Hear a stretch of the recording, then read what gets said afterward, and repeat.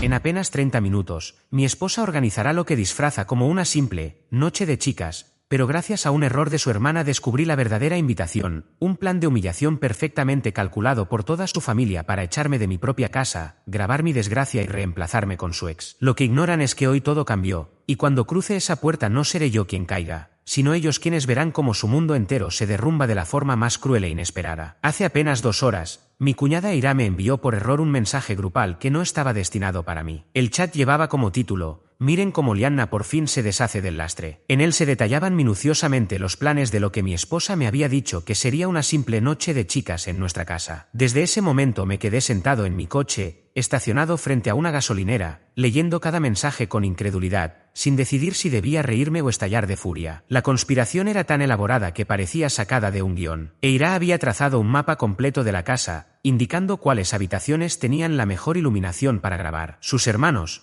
Dorian y Lucien, debían dejar sus camionetas a 3 cuadras de distancia a las 8:45 de la tarde, y entrar por la puerta trasera usando una copia de la llave que ella había hecho meses atrás. Su padre, Silas, aportaría su enorme camioneta para cargar todas mis pertenencias, que ya habían sido empaquetadas mientras yo trabajaba durante la semana. Su madre, Isolde, llevaba 3 semanas gestionando los papeles del divorcio con un abogado amigo de la familia que les debía un favor. Pero lo que más me hizo hervir la sangre fue descubrir que ya habían instalado al exnovio de Lianna, Gideon, en nuestra habitación de huéspedes la tarde anterior, mientras yo estaba en la oficina. Según los mensajes, él llevaba un mes viviendo en el apartamento de Ira, esperando la ocasión perfecta. Llevaban más de 6 semanas planeando mi humillación, y todo estaba diseñado para ser grabado y difundido en redes sociales. Ira incluso había creado una cuenta privada de Instagram llamada Deadweight Dump para subir los vídeos. No dejó nada al azar, había investigado ángulos, iluminación y hasta la manera de narrar la escena. El cronograma detallaba que yo regresaría a las 9:30 de la noche, como cada jueves después de mi turno nocturno. Pensaría que entraba a una inocente reunión de amigas con vino y chismes, hasta que toda su familia saltara desde sus escondites en la sala para echarme de mi propia casa. El gran final consistía en que Gideon saliera del cuarto de huéspedes como supuesto caballero salvador para consolar a la pobre Lianna. Ira incluso había escrito líneas específicas para que cada uno las repitiera y así garantizar que todo resultara entretenido para sus seguidores. Lo peor de leer todo aquello era percibir la emoción sincera con la que hablaban. Dorian enviaba mensajes diciendo que no podía esperar a ver mi cara cuando comprendiera lo que ocurría, y aseguraba que sería un placer ponerme en mi lugar después de tantos años de aguantarme en las reuniones familiares. Lucien se jactaba de que, por fin, dejaría claro que yo jamás sería bienvenido en su círculo. Isolde había escrito largos párrafos explicando que durante años yo había arruinado la vida de su hija y que presenciar mi humillación sería una especie de terapia para todos. Detallaba las formas en que, según ella, yo era un esposo inadecuado y cómo esta vergüenza pública me enseñaría a no aspirar por encima de mi categoría. Mientras tanto,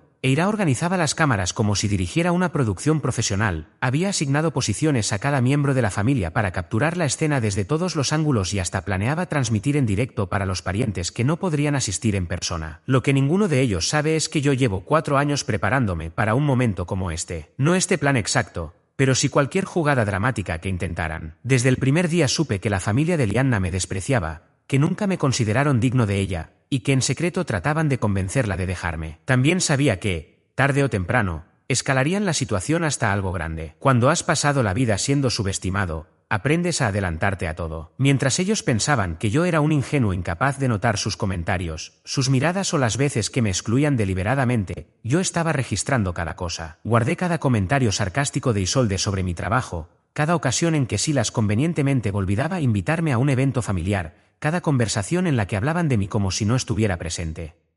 Hace 4 años, cuando Lianna y yo empezamos a tomarnos en serio, decidí llevar un registro minucioso de cada interacción con su familia. No era paranoia, era claridad. Desde el principio supe qué clase de personas eran y cómo operaban en conjunto. Entendí que gente así no se detiene cuando no logra lo que quiere, sino que sigue escalando hasta obtenerlo. Recuerdo bien la primera cena con Silas. Pasó toda la velada haciéndome preguntas diseñadas para dejarme en ridículo. ¿Qué opinaba del mercado de valores, sobre política local, si había leído buenos libros últimamente? Cada respuesta la recibía con una sonrisa condescendiente antes de cambiar de tema. Si no sabía algo, me lo explicaba con tono paternalista, como si fuera un niño incapaz de entender. Isolde, en cambio, era más sutil pero igual de hiriente. Le preguntaba a Lianna, delante de mí, si yo pensaba mejorar mi carrera, si volvería a estudiar o si entendía cuánto costaba mantener el estilo de vida al que su hija estaba acostumbrada. Siempre lo disfrazaba de interés genuino, pero el mensaje implícito era el mismo: yo no era suficiente. Los peores eran Eira y sus hermanos. Jamás ocultaban su desprecio. Se burlaban de mi ropa, de mi coche, de mi trabajo, de mi apartamento. Planeaban salidas familiares y solo me lo contaban después de que ya habían ocurrido. Presumían viajes y experiencias costosas, subrayando que yo no podía compararme con ellos. Durante estos años,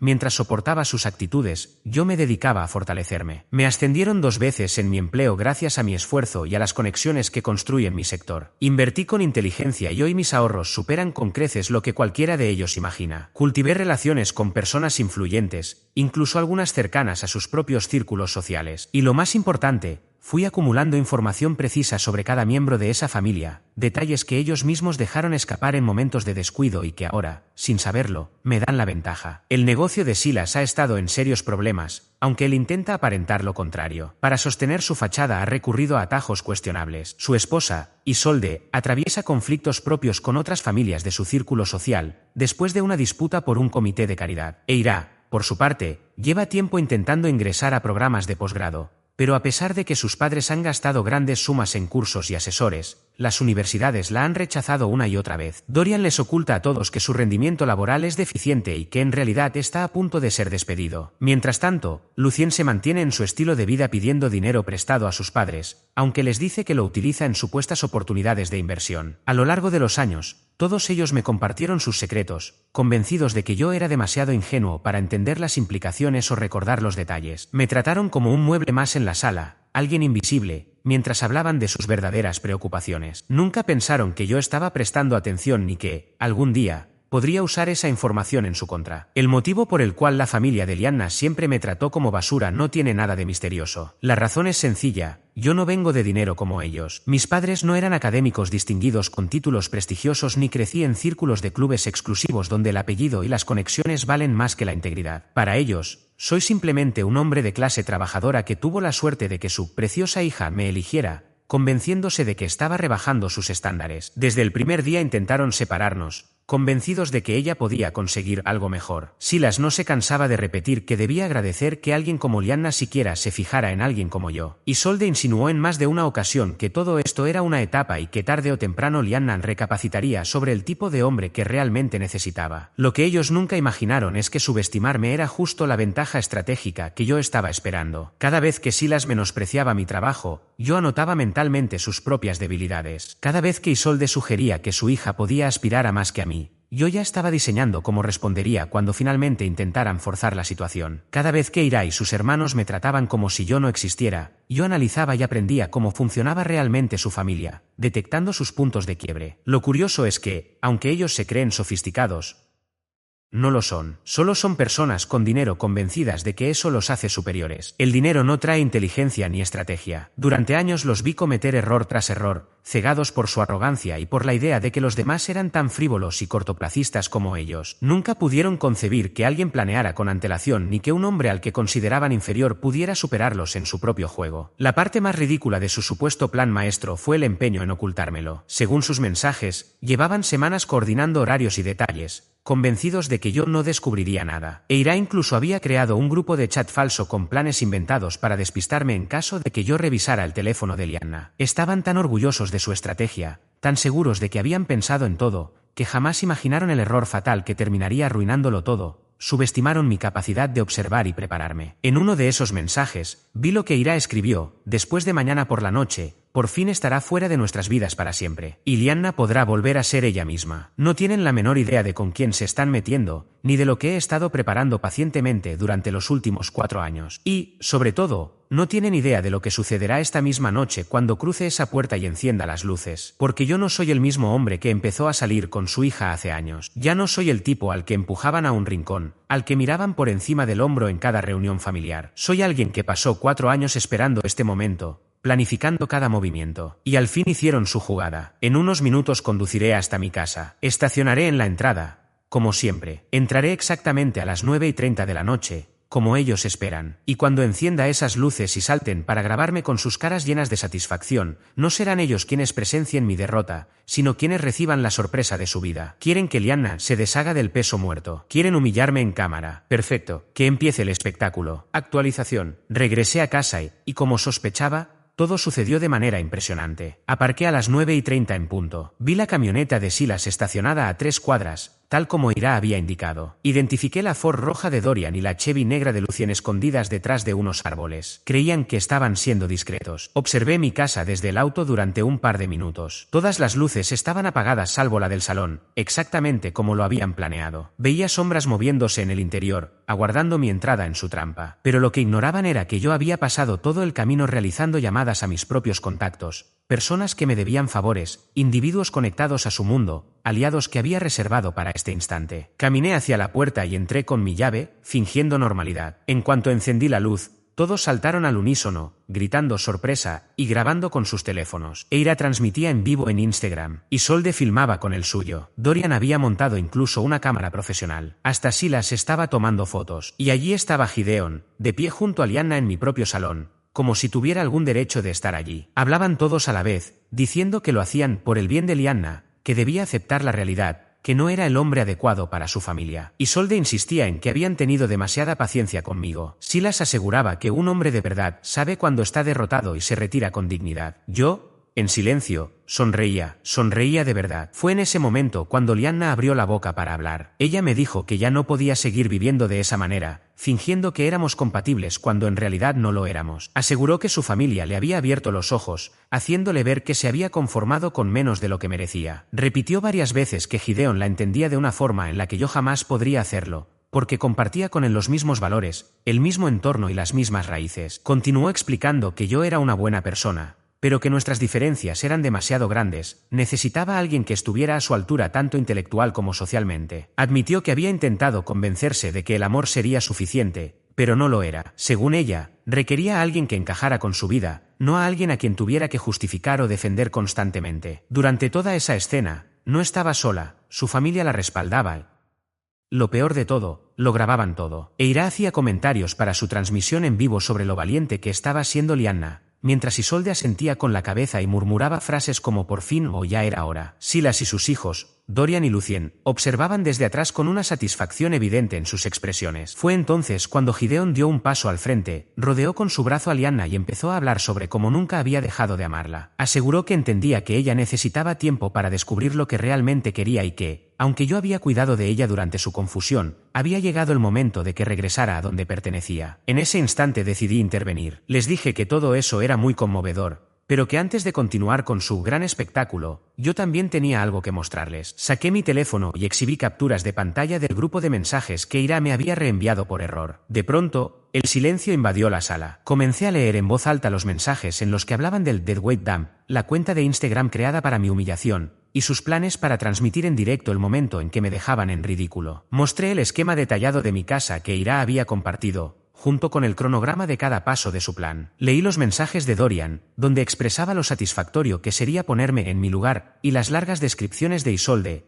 quien aseguraba que ver mi vergüenza sería terapéutico. De inmediato, Eira intentó arrebatarme el teléfono, gritando que no tenía derecho a divulgar mensajes privados. Isolde exigía saber cómo había accedido a sus conversaciones familiares, mientras Silas comenzaba a perder la paciencia, acusándome de violar su intimidad. Yo, sin embargo, no había terminado. Les respondí que lo interesante era que me consideraran demasiado ingenuo para darme cuenta de lo que tramaban. Señalé que era curioso que hubieran invertido tanto esfuerzo en un plan tan elaborado, cuando lo más sencillo hubiera sido hablar directamente conmigo. Les pregunté si realmente pensaban que humillarme en redes sociales era la manera madura y sofisticada de alguien que presumía pertenecer a un mundo más refinado. Entonces me giré hacia Lianna y mencioné algo más. Le recordé que había decidido volver con un hombre que la había engañado con 3 mujeres distintas, incluyendo a su propia prima, durante una reunión familiar 2 años atrás. También destaqué que Gideon había estado diciendo por el pueblo que ella no era más que un pasatiempo temporal, un rebound para ganar tiempo mientras resolvía qué hacer con su vida. Él de inmediato lo negó todo, acusándome de inventar mentiras para separarlos. Alegó que yo estaba desesperado y que haría cualquier cosa para manipularla. Le pidió a Lianna que no me escuchara. Fue entonces cuando volví a mostrar mi teléfono, pero esta vez para reproducir grabaciones de audio. Ahí se reveló mi verdadera estrategia. Durante 4 años había documentado todo. No solo cómo me trataban a mí, sino también lo que sucedía en su círculo social. Me había dedicado a construir relaciones con personas que conocían sus movimientos. Había entablado amistad con trabajadores de los lugares que solían frecuentar. Había recopilado información sobre todos ellos, incluyendo a Gideon. En esas grabaciones se le escuchaba hablando con sus amigos en el bar donde solían reunirse, presumiendo lo fácil que sería recuperar a Lianna porque, según él, siempre había sido ingenua y confiada. Decía claramente que pensaba aprovecharse del dinero de su familia para levantarse tras sus malas decisiones de negocios. Y confesaba que, tras la experiencia de su relación anterior, había aprendido que la clave estaba en hacer sentir a Lianna que lo necesitaba, y no al revés. El rostro de Lianna se tornó completamente pálido. Eira detuvo la transmisión de inmediato. Incluso Silas e Isolde parecían incrédulos. Gideon,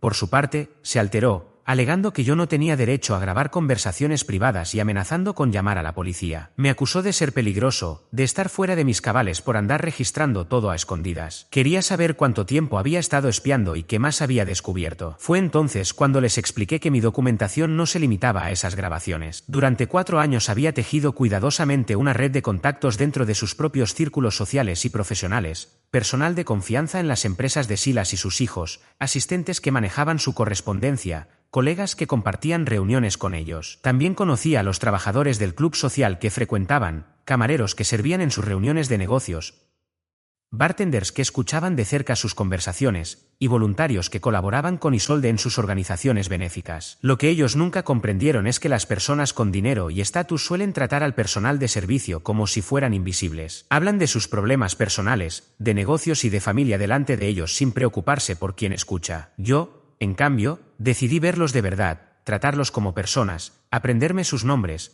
preguntarles por sus familias y mostrar un interés genuino en sus vidas. Y cuando haces eso durante 4 años, esas personas empiezan a confiar en ti. Empiezan a contarte lo que han visto y lo que saben. Comenzaron a contar historias sobre las familias adineradas a las que servían. Les respondí que, cuando pasas 4 años siendo tratado como si fueras invisible, aprendes mucho acerca de la gente, porque hablan a tu alrededor como si no existieras. Terminas enterándote de sus verdaderas situaciones económicas, de sus problemas laborales, de los escándalos personales y hasta de secretos familiares. En ese momento, Silas exigió saber qué estaba insinuando exactamente. Isolde quería que dijera con claridad qué era lo que supuestamente sabía de su familia. Eira, cada vez más alterada, preguntaba si acaso los había estado grabando todo ese tiempo. Le aclaré que no los había estado grabando en particular, pero si había prestado atención, había tomado notas y, sobre todo, había construido vínculos con personas capaces de confirmar lo que yo había observado. Entonces hablé de la situación empresarial de Silas, de cómo su compañía llevaba tiempo atravesando dificultades y de cómo había recurrido a atajos cuestionables para mantener la apariencia de estabilidad. Le mencioné las dudas de algunos de sus socios respecto a su contabilidad y las consultas discretas que ciertos organismos reguladores habían comenzado a hacer. La cara de Silas se tornó roja y empezó a gritar que no sabía de qué estaba hablando, acusándome de lanzar señalamientos graves sin pruebas. Amenazó con denunciarme por hostigamiento y difamación si seguía atacando su negocio. Pero yo no estaba lanzando amenazas, simplemente compartía observaciones. Después mencioné lo de Isolde en el comité de beneficencia, las sospechas sobre fondos desaparecidos y gastos no autorizados,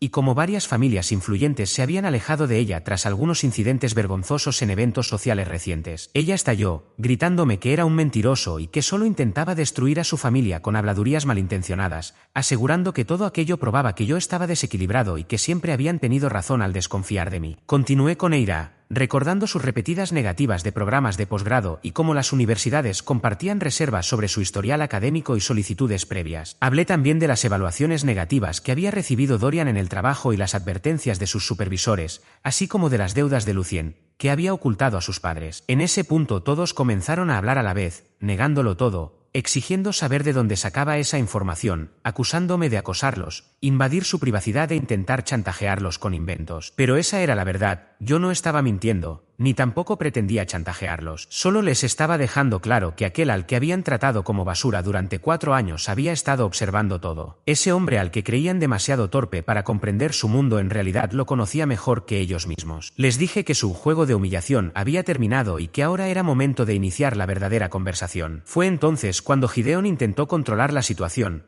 pidiéndonos calma y proponiendo que lo resolviéramos con madurez. Sugirió que quizá yo estaba dolido por la ruptura y que, con el tiempo, comprendería que aquello era lo mejor. Lo miré directamente y luego me giré hacia Lianna, preguntándole si de verdad estaba segura de que eso era lo que quería. ¿Realmente pensaba tirar a la basura nuestros 4 años juntos por alguien que ya había demostrado no ser confiable? ¿Iba a permitir que su familia manipulara sus decisiones de vida basándose en prejuicios y ambiciones sociales? Ella comenzó a llorar, diciendo que todo era demasiado, que no quería que las cosas se volvieran tan feas y dramáticas. Aseguró que solo deseaba ser feliz con alguien que entendiera su mundo y pudiera encajar en su vida sin conflictos constantes. Admitió que su familia tenía razón, que éramos demasiado distintos y que insistir en una relación insostenible era injusto para ambos. Aún así, en sus ojos vi titubear la duda. Comenzaba a cuestionarse si el plan familiar y la confianza en Gideon eran realmente lo que ella quería. Entonces les aclaré que esa conversación apenas estaba empezando, porque lo que no habían entendido era que durante esos 4 años yo no solo había estado recopilando información, también había estado elaborando planes. La reacción en sus rostros al escuchar la palabra planes fue indescriptible, un instante en que comprendieron que nada saldría como habían imaginado. Eira exigió histéricamente saber a qué me refería. Silas trató de retomar el control, advirtiendo que si pensaba hacer algo en contra de ellos, me denunciarían por acoso y acecho. Pero les pedí calma. No pretendía hacer daño ni quebrantar ninguna ley, solo asegurarme de que enfrentaran las consecuencias naturales de sus propias decisiones. Les expliqué entonces lo que realmente había hecho en ese tiempo, recopilar registros minuciosos de cada interacción, cada comentario, cada desprecio, cada exclusión deliberada. Guardé no solo lo que me decían a mí, sino también lo que comentaban con otros cuando creían que yo no escuchaba. Cada vez que Isolde criticaba a Lianna por haberme escogido como pareja,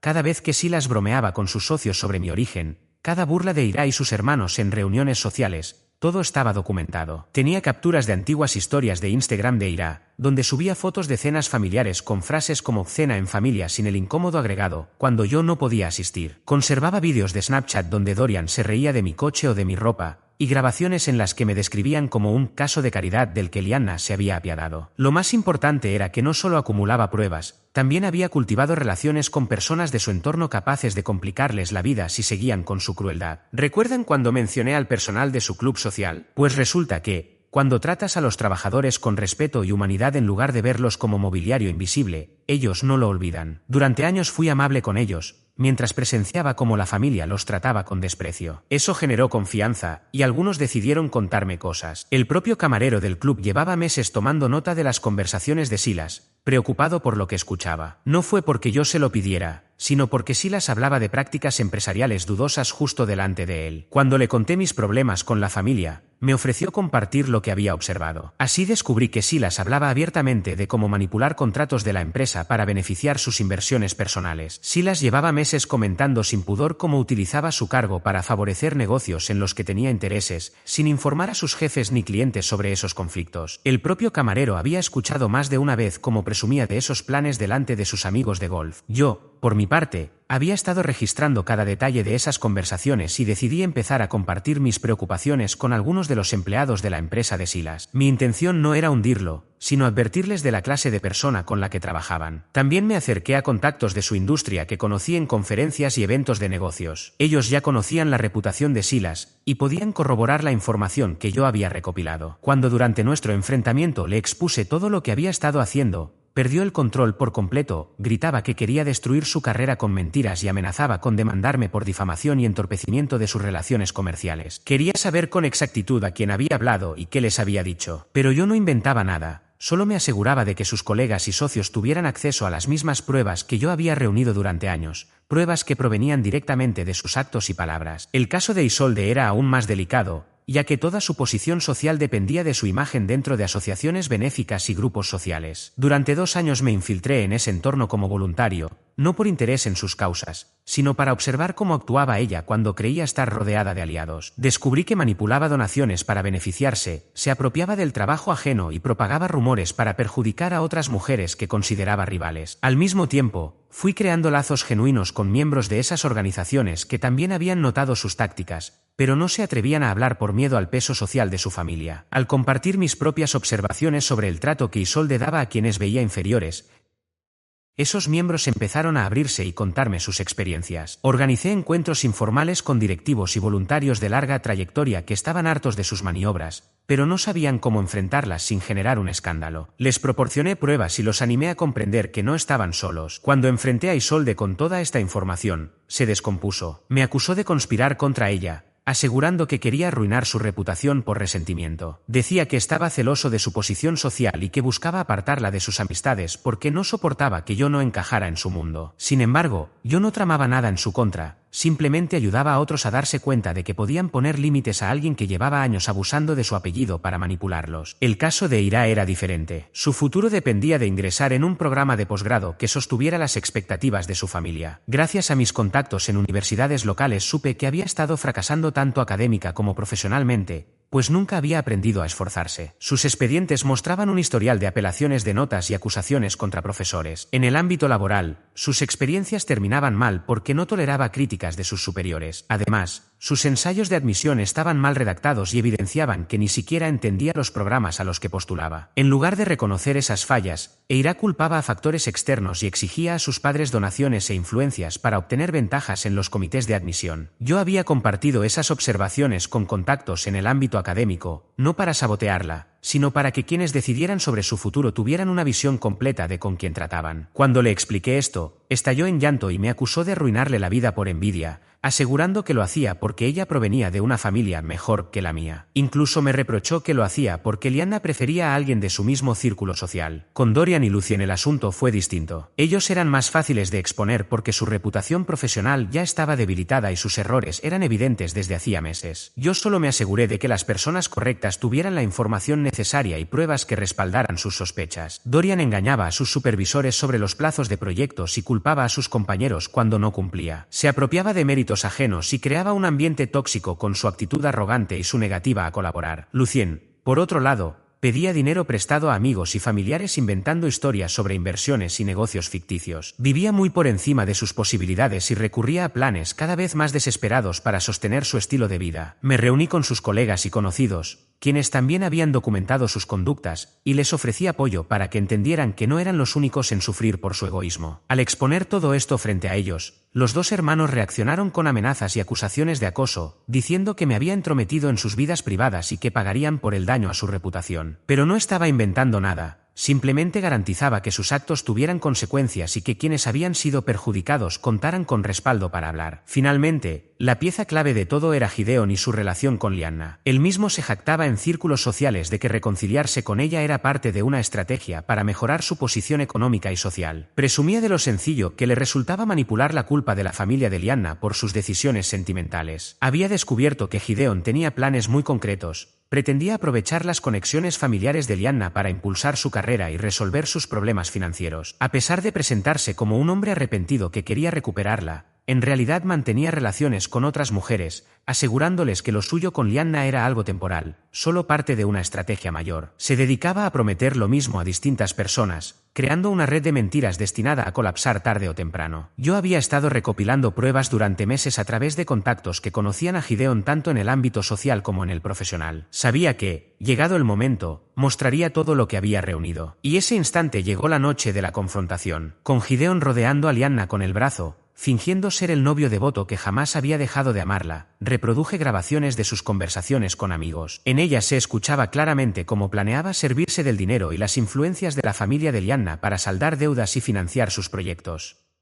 Incluso explicaba que debía mantener ocultas sus otras relaciones hasta asegurarse un lugar en la familia. Entre risas, se burlaba de lo ingenua que le parecía a Lianna y de lo fácil que sería convencerla de que había cambiado. Lo más dañino fue escuchar cómo detallaba su estrategia de salida. Una vez estabilizada su situación económica gracias a la familia de Lianna, se distanciaría poco a poco y buscaría a alguien más afín a sus verdaderos intereses. Lianna quedó destrozada. Lo enfrentó con lágrimas en los ojos, exigiéndole saber desde cuándo le mentía y si alguna palabra sobre reconstruir la relación había sido sincera. Gideon trató de minimizar lo revelado, asegurando que solo había exagerado para impresionar a sus amigos y que sus verdaderos sentimientos eran distintos. Pero ya era tarde. Ella pudo ver que todo había sido una actuación, diseñada para manipularla con la ayuda de su propia familia. Aquel plan que habían preparado para humillarme se volvió en su contra. En lugar de mostrarse como una familia refinada que intentaba darme una lección, quedaron expuestos como personas crueles dispuestas a montar un espectáculo para dañar a alguien que nunca les había hecho mal. Eira terminó llorando y suplicándome que no difundiera información sobre sus problemas académicos. Isolde, desesperada, llamaba a sus conocidos intentando reparar su imagen. Silas me amenazaba con acciones legales mientras calculaba cuánto se había comprometido su reputación empresarial. Yo les advertí que aquello era apenas el inicio, los verdaderos efectos de sus actos se irían viendo con el tiempo, porque quienes habían sufrido sus manipulaciones ahora contaban con pruebas y apoyo para alzar la voz. La fiesta de humillación que habían planeado contra mí se transformó en el principio de su propio juicio público. Pasaron 3 semanas desde aquella noche y aún me cuesta procesarlo todo. Ustedes pidieron actualizaciones, así que aquí va el desenlace. Cuando terminé de exponer mi plan de 4 años durante la confrontación, reinó un silencio absoluto de medio minuto. Luego, el caos estalló. Todos comenzaron a discutir, pero no conmigo, sino entre ellos. Silas culpó a Isolde, diciendo que había llevado demasiado lejos el plan de ridiculizarme y que él jamás quiso implicarse en algo tan vengativo. La acusó de haber arruinado a la familia con su obsesión por deshacerse de mí. Isolde respondió furiosa, recordándole que había sido él quien durante años repitió que yo estaba por debajo de sus estándares familiares. Eira, entre gritos, reprochaba a ambos haberla arrastrado al desastre cuando ella ya lidiaba con el fracaso en sus estudios de posgrado. Según dijo, le habían prometido que exhibirme públicamente le haría sentir mejor con sus propias derrotas, pero ahora enfrentaba consecuencias peores por esa absurda conspiración. Dorian y Lucien también discutían,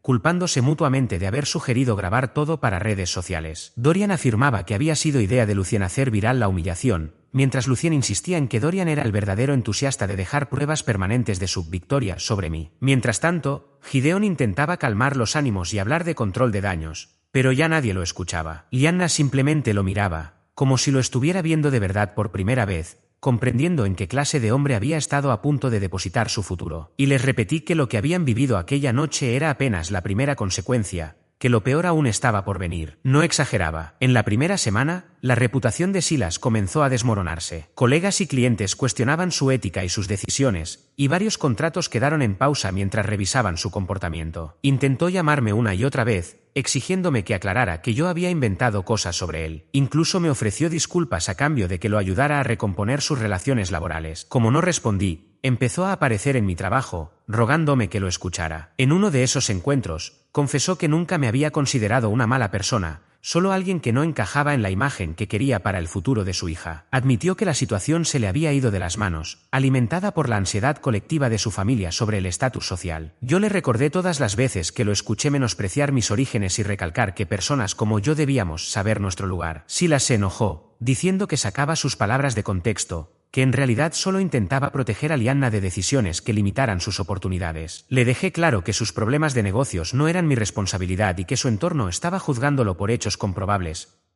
no por rumores. La caída de Isolde fue incluso más rápida. Los círculos de caridad donde se movía comenzaron a revisar sus cargos de liderazgo cuando los demás miembros, al fin empoderados, se animaron a expresar las quejas que habían guardado por años. Varias familias influyentes retiraron su apoyo a los eventos que ella organizaba. Su estrategia fue distinta. Apareció en mi casa, llorando y pidiéndome perdón. Decía que su conducta había estado guiada por la inseguridad y el miedo a perder control sobre las decisiones de Lyanna, que aquel plan humillante había sido un acto desesperado más que una maldad consciente. Admitió que, durante mucho tiempo, se había convencido de que provocar una confrontación drástica ayudaría a Lyanna a ver nuestra relación con claridad, pero terminó comprendiendo que lo único que hacía era manipular a su hija para calmar sus propias inseguridades con respecto al estatus social. Yo le recordé a Isolde todas las ocasiones en las que había hecho comentarios despectivos sobre mis orígenes y mi nivel educativo. Le mencioné ejemplos concretos en los que insinuaba a Lyanna que estaba conformándose con algo muy por debajo de lo que merecía. Isolde no pudo sostener más la fachada y terminó derrumbándose. Reconoció que le había intimidado ver lo segura e independiente que Lyanna se había vuelto desde que empezamos a salir. Entre lágrimas me prometió que, si la ayudaba a recuperar su reputación, apoyaría completamente mi relación con su hija y no intervendría nunca más. Yo le respondí que su situación social era la consecuencia natural de años de manipulación,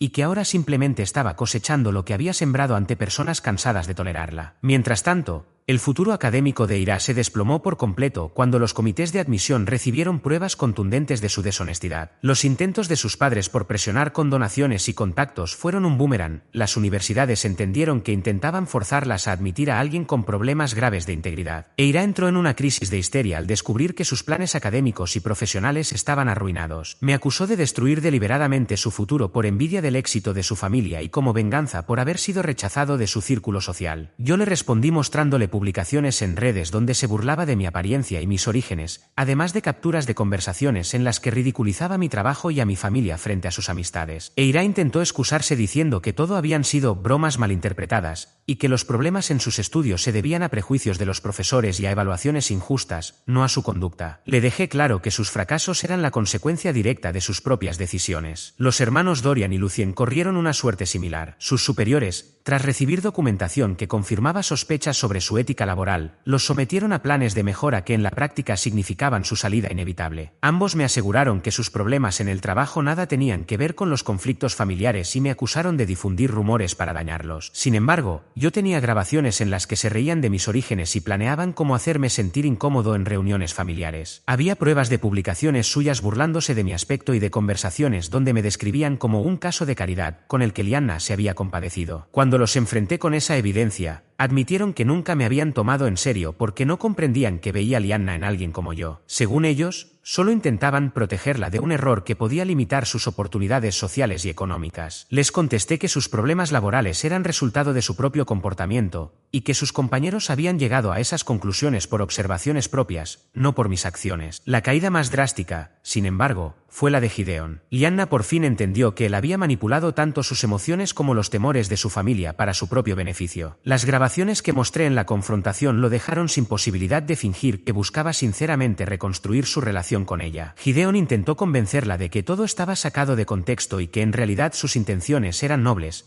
pero Lianna reconoció en sus palabras un patrón de manipulación ya vivido antes. Descubrió que él había explotado las dudas de su familia hacia mí para presentarse como la opción segura, cuando en realidad era un riesgo mayor para su estabilidad emocional y financiera. Cuando Lianna lo cuestionó sobre otras relaciones y sus verdaderos motivos económicos, Gideon negó al principio, pero al ser presionado acabó reconociendo que mantenía vínculos con otras mujeres mientras intentaba recuperarla. Su respuesta se volvió agresiva, acusándome de arruinarlo por envidia y de destruir su reputación. Yo le aclaré que Lianna tenía derecho a conocer su verdadero carácter, y que si había perdido su relación era por su propia deshonestidad. Lo más importante fue que Lianna comprendió que su familia había manipulado sus miedos y emociones para defender sus propios intereses, no los de ella. Finalmente, reconoció que sus objeciones hacia mí no se basaban en mi carácter o en nuestra compatibilidad, sino en prejuicios y ansiedades sociales. Me pidió perdón por permitir que influyeran en sus decisiones y por colaborar en aquel plan para humillarme. Aceptó que durante años había priorizado la comodidad de su familia por encima de nuestra relación. Aún así, yo le dije que el daño estaba hecho. Haber soportado 4 años de desprecio de su familia mientras ella buscaba excusas había demostrado que siempre pondría sus opiniones por delante de mi bienestar. Lianna intentó asegurar que ahora podía marcar límites claros, incluso cortar el contacto con ellos si era necesario, pero yo le respondí que ya no buscaba arreglar nada. Le expliqué que la persona que había planeado esta estrategia de 4 años no era alguien interesado en el perdón, sino en la justicia. 3 semanas después, las consecuencias seguían desarrollándose exactamente como lo había previsto. La reputación empresarial de Silas se vino abajo, enfrentando graves problemas financieros. Isolde tuvo que renunciar a casi todos sus cargos sociales y varias familias influyentes rompieron lazos con ella. Eira vio destruidos sus planes académicos y tuvo que regresar a la casa de sus padres. Dorian y Lucien perdieron sus empleos, y con su prestigio hecho pedazos, les resultaba imposible conseguir nuevas oportunidades. Gideon desapareció de la ciudad después de que sus engaños sentimentales y financieros se derrumbaran al mismo tiempo. Y yo, estoy justo donde quería estar desde hace 4 años, independiente, exitoso y libre de todos aquellos que pensaron que podían tratarme como basura sin pagar un precio. La familia que esperaba ver a Lianna deshacerse de un peso muerto terminó viendo cómo su propio mundo colapsaba. Eso es lo que ocurre cuando alguien subestima a otra persona durante años y, además, intenta humillarla en público.